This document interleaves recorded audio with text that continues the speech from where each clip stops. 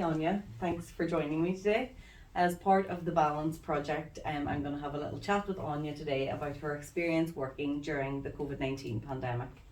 So Anya, how has your life changed due to the COVID-19 pandemic, and what would you say were the positive and the negative aspects? Changes probably was the mindset around working. I think since the pandemic or before the pandemic, work was very 9 to 5. This is how it was. You were spent 2 hours travelling to work. Whereas now it's a bit more flexible. There's kind of a bit more leniency around the working hours and that kind of thing. So in that terms, the flexibility is really nice, and that's certainly a positive. Negatives probably was not seeing colleagues, if I'm honest. It was a bit boring, and the work-life balance was slightly off. You're working from home, you get up, you're at your desk, and there's no real boundaries, is what I felt. So Did you find that you worked later in the evenings without realising? yeah, I would say you would probably do an extra couple hours in the evening if you got emails in. Like, felt like you maybe couldn't ignore them as easy. So Yeah, you weren't completely switched off. When you leave the office, at least you can close the laptop, and exactly. it's a boundary, as you say, that you've set. And would you find that you had some digital drain during the pandemic with using so much Zoom and not seeing your colleagues and partners and things? What was it was I suppose Zoom fatigue was the big term. Definitely, it was kind of got a bit monotonous at the same time, always being online, meetings all day long on Zoom, or they are very draining, I suppose. But then there's positives with that too. I guess just makes everything a bit more easier and accessible, whereas before maybe we weren't as used to using Zoom. But yeah, definitely Zoom fatigue would be the big one there. Yeah. So do you think that your work-life balance has changed post-pandemic? And are you more aware, I suppose, of your digital well-being, how much time you're spending on your screen, and in the evening kind of being aware of switching off completely? Yeah, definitely now I think we've sort of learned a wee bit more how to deal with it, maybe. We actually, when you get the notification on your iPhone about the screen time, that certainly was up over the last 2 years, and with TikTok and things like that, it's hard not to get your screen time up. But no, yes, for work, I suppose now not to maybe answer emails that come in after a certain time if you are working from home. So I would say, you probably have to be a bit more aware of that, but it's not say you kind of just have to make yourself aware of that. And be quite strict with yourself, as you say, setting boundaries and just working within those boundaries.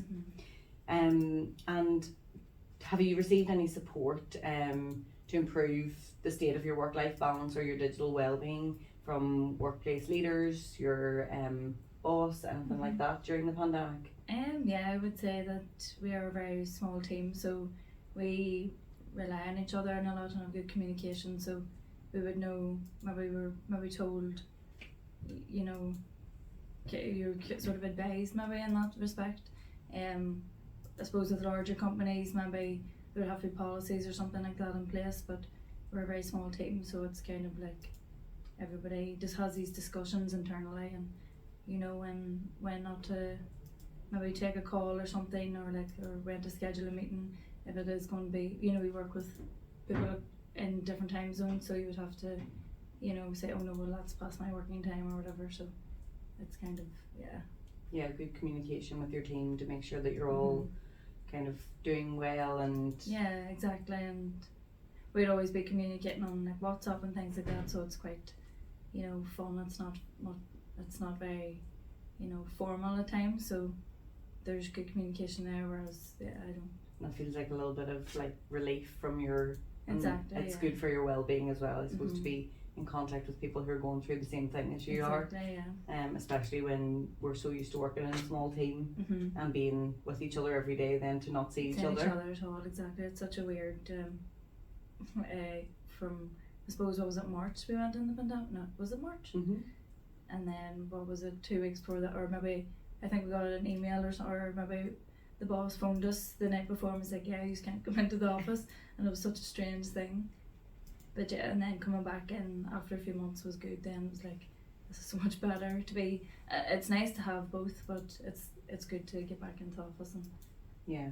have a bit of balance there. Yeah, so finally then, which lessons have you learned that helped you to improve your own work-life balance? So what kind of things do you find that help you whenever you're doing the flexible work and a wee bit of work from home and a wee bit of in the office, or anything that you implement in your daily life? I think, well, maybe not so much. It's sort of being focused on, I know work from home, it was kind of like you get a lot of emails in at once, and maybe if you're not in touch with your team, you couldn't turn around and say, oh, this is the problem I'm having, how do I deal with this? So it was kind of like maybe you're dealing with issues a bit more. So we kind of learned how to, talk to each other more remotely. You weren't dealing with these issues by yourself at home. So there was increased communications while working from home. And also I think it's, you need to switch off, or it's like when you get emails constantly and you're already working on tasks, so it's sort of learn how to categorize or prioritize which digital information comes first, which one to deal with first, and it's sort of being able to, you don't have to respond immediately to things, just because it's there, and I think that was like a bit of a learning curve possibly. Yeah, very good. Well, thank you very much for talking to me today.